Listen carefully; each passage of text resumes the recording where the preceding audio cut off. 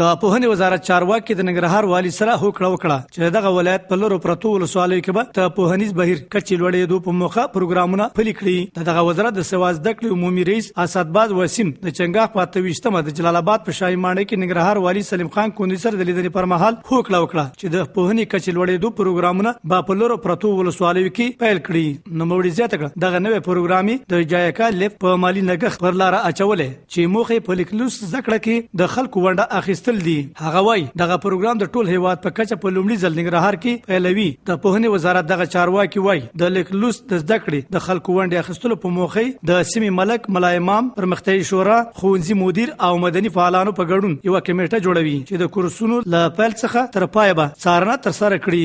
ننګرهار والي سلیم خان کندوزي ویل دغه ولایت په یو شمېر ولسوالیو کې وسلوال پوز پرمټ او ولسونو په همکاري امنیت تامین دي او د ټولو مرستندویو ادارو په ځانګړي ډول د پوهنې له مسؤلینو غوښتنه لرو چې په لورو پرتو ولسوالیو کې پروګرامونه پیل او پلي کړي. نوموړي غوښتنه وکړه د سیوا زده کړې یاد کورسونه ډیره برخه په لورو پرتو ولسوالیو کې پیل شي. ننګرهار والي مسؤلین ته لارښوونه وکړه چې د یاد پروګرام کورسونو په شمیر، کیفیت او شفافیت کې پوره پاملرنه وکړي.